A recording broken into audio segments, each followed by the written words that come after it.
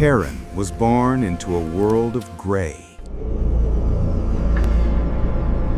The sky above her village was a perpetual sheet of slate. The cobblestones were the color of wet ash, and the rags she wore were the faded hue of old dishwater. Even her hunger felt gray, a dull, gnawing emptiness that had no sharp edges, just a constant, muffling presence. In this monochrome existence, color was a currency she did not possess. But Karen had eyes that were hungry for it. She would stare at the stained glass of the church windows until her vision blurred, drinking in the ruby and sapphire light. She would hoard scraps of bright red cloth found in the gutter, hiding them in her straw mattress like precious jewels. When her mother died, leaving Karen entirely alone, the girl's only inheritance was a pair of shoes she had cobbled together herself out of strips of old red cloth. They were clumsy, ugly things, stitched with rough twine, but to Karen they were magnificent. They were the color of holly berries, of fresh blood, of life itself. Wearing them, she felt visible. She wore them to her mother's funeral. It was improper, a splash of garish crimson against the somber black of the mourners, but she had nothing else. As she trudged behind the pine coffin, the wind whipping her thin ankles, a grand carriage rolled to a halt beside her. Inside sat an old, wealthy woman with skin like crinkled parchment and eyes that saw everything but forgave nothing.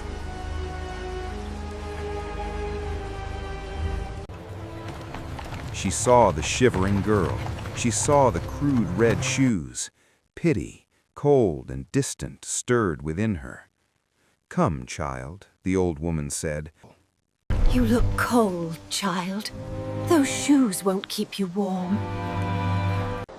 Karen was lifted into the velvet warmth of the carriage. Her life of hunger was over. But the first price of her salvation was the shoes.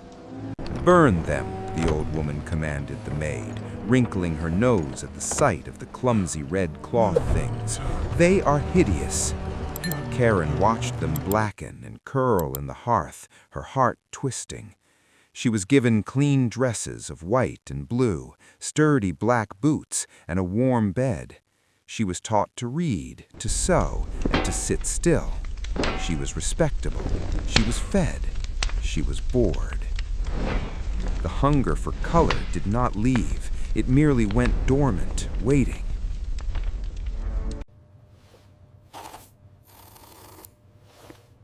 Years passed, and Karen grew beautiful. She was a quiet mirror image of the old woman's expectations, but behind her eyes, the gray world chafed. One day, the queen traveled through the land with the young princess. The people flocked to the palace gates to catch a glimpse. Karen stood on tiptoe, peering over the shoulders of the crowd. The princess was not dressed in heavy gold or stifling brocade.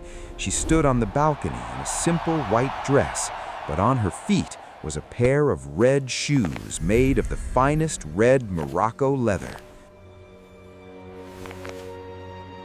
They were not clumsy like Karen's old cloth ones. These were sleek, shining, and utterly captivating.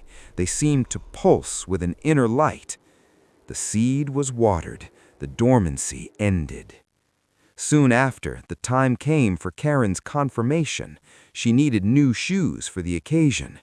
The old woman's eyesight was failing, a milky film clouding her judgment, so she entrusted Karen to the shoemaker's guidance. The shop smelled of leather and wax. Rows of sensible black boots lined the walls, but there, in a glass case, sat a pair of red shoes. They were identical to the ones the princess had worn. They were perfect. "Those," Karen whispered, pointing. The shoemaker, a man with a sly grin and fingers stained with dye, winked. Finest leather, fit for a dance, fit for a princess. Karen tried them on. They fit as if they had been molded to her bones. The old woman, unable to see the color, ran her hands over the leather. "Shiny," she murmured. "Are they black leather?" Are they black? Yes, the blackest leather. On the day of the confirmation, the church was packed. Karen walked down the aisle, the red shoes gleaming against the stone floor. Every step felt illicit, electric. She felt the eyes of the congregation on her feet.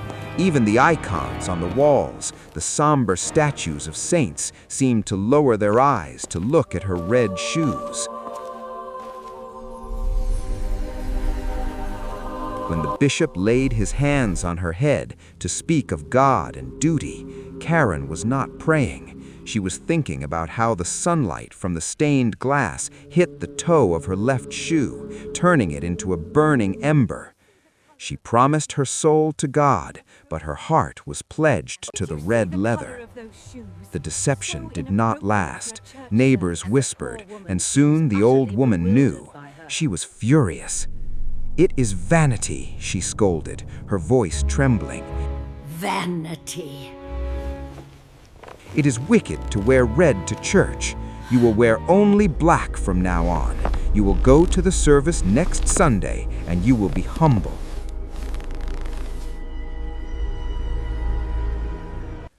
But the next Sunday, there was to be a great ball in the town, followed by a high service. Karen looked at the sensible black shoes. She looked at the red ones.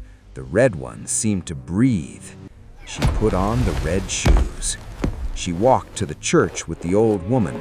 At the church door stood an old soldier with a crutch and a beard like a tangled bird's nest.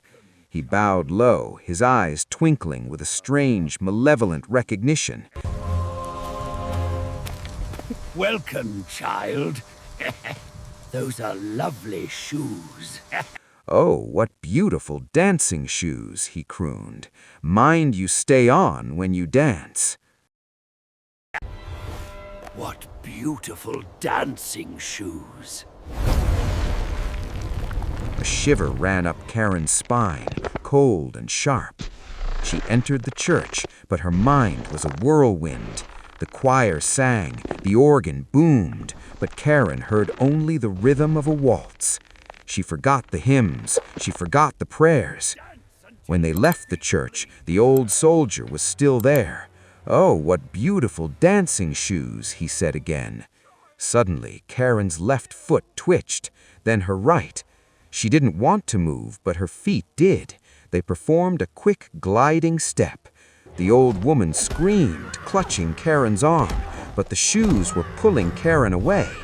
The coachman had to lift Karen, kicking and thrashing, into the carriage. Even then, her feet continued to jig, kicking the old woman's shins until the shoes were finally pried off. They were locked away in a cupboard, but Karen could hear them through the wood. They tapped against the shelf, a restless wooden heartbeat. Tap, tap, tap. The old woman fell ill. She lay in her great bed, her breathing shallow, her time short. She needed nursing, water, and comfort. But that night was the town ball. Karen looked at the dying woman who had taken her from the gutter. Then she looked at the cupboard. "I will only put them on," she whispered to the silence, "just to see." Just to see. She put them on, and once they were on, she thought, "I will only take a few steps." She took a few steps. The shoes felt lighter than air. "I will go to the ball just for a moment," she decided. "She will not wake." Karen slipped out into the night. She reached the ball, and the music washed over her. She began to dance. But when she wanted to turn right, the shoes turned left. When she wanted to dance up the room, the shoes danced down. They were leading her. It was exhilarating at first, a surrender to pure motion. But then she tried to stop. She could not. The shoes danced her out the open doors. They danced her down the stairs, over the cobblestones, and through the town gates. The music of the ball faded, replaced by the wind howling through the trees, but the rhythm in her feet did not stop. "Stop!" she cried, grabbing at a lamppost. Her hand slipped. The shoes dragged her on. They danced her into the dark, tangled forest. Briars tore at her fine dress, stones cut her skin, but the shoes remained pristine, shining in the moonlight.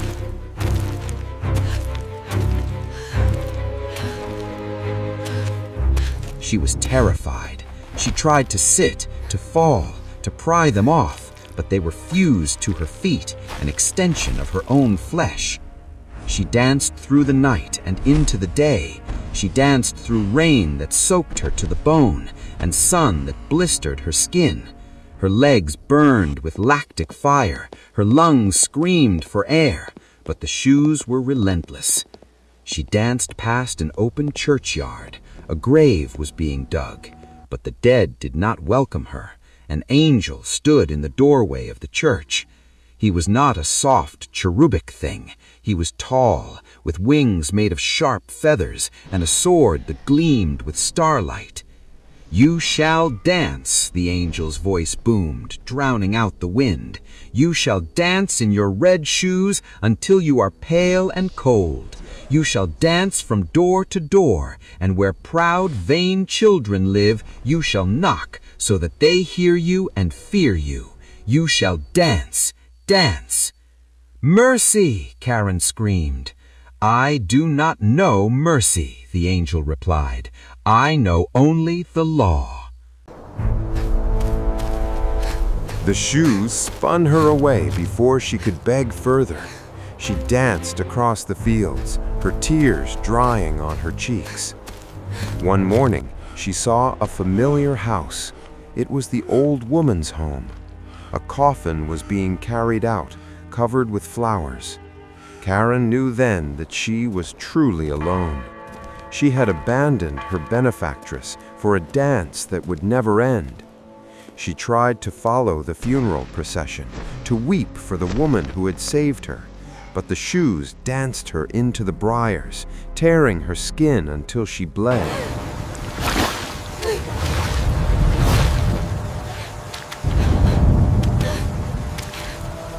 Time lost its meaning.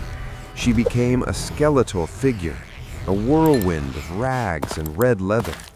The villagers barred their doors when they heard the tap, tap, tap of her approach. She was a cautionary tale made flesh, a ghost before she was dead.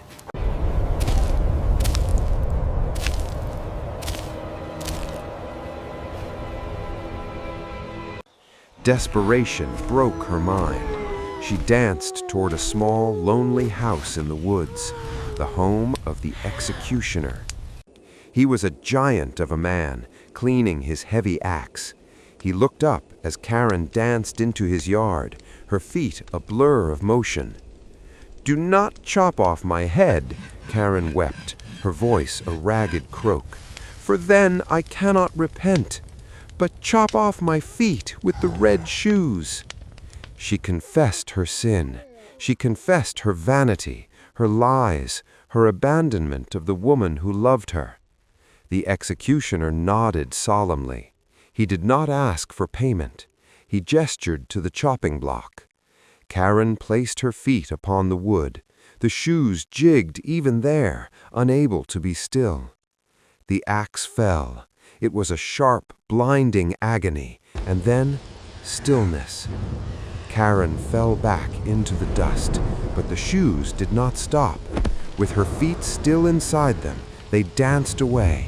They danced through the gate, into the forest and out of sight, two splashes of red disappearing into the gloom.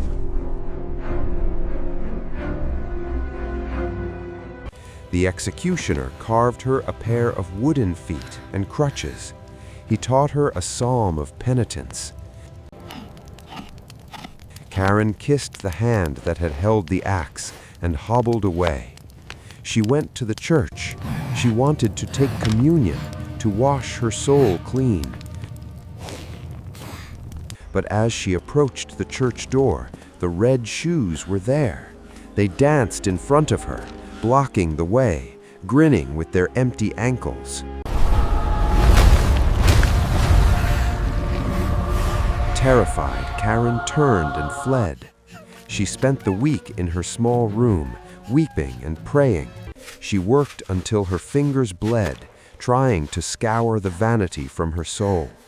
When Sunday came again, she thought, "I have suffered enough.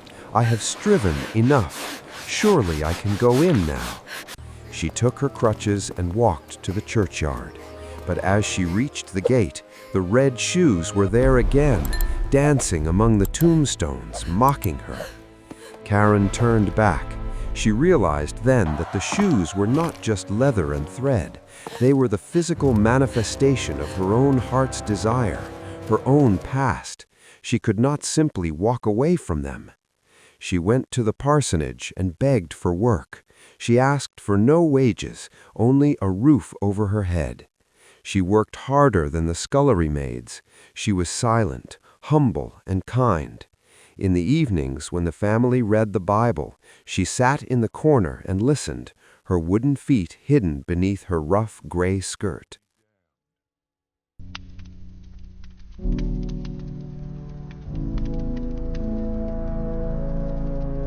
Months passed. The pastor's family grew to love the quiet cripple who worked with such devotion. One Sunday, they asked her to come to church with them. Karen looked at her crutches, then at the bright, open sky. She shook her head, tears filling her eyes. She could not face the shoes again. The family went to church without her. Karen went to her small room. It was barely large enough for her bed. She opened her psalm book and began to read, her voice trembling in the quiet air. As she read, the wind outside seemed to change. The walls of her small room began to dissolve. The ceiling opened up, not to the gray slate sky of her childhood, but to a blinding, brilliant gold. She heard the organ. It was not distant, it was all around her. The scent of incense and roses filled the room. She looked up, and there was the angel, the one with the sword, but he no longer held the weapon. He held a green branch covered with roses. He touched the ceiling with the branch, and the room expanded, becoming the vaulted nave of the church. The congregation was there, sitting in the pews, and they turned to her with smiles. "It is right that you have come, Karen," they said softly. "It was mercy," Karen whispered. The sunlight streamed through the stained glass, but it did not make her hunger for red silk or fine leather. It warmed her heart. The organ music swelled, shaking the dust from the air. It is right that you have come. Karen's heart was so full of sunshine, of peace and of joy, that it broke. It simply ceased to beat. Her soul flew on the sunbeams, up toward the light, leaving the heavy wooden feet and the crutches behind. And in that place where she went, no one asked about the red shoes.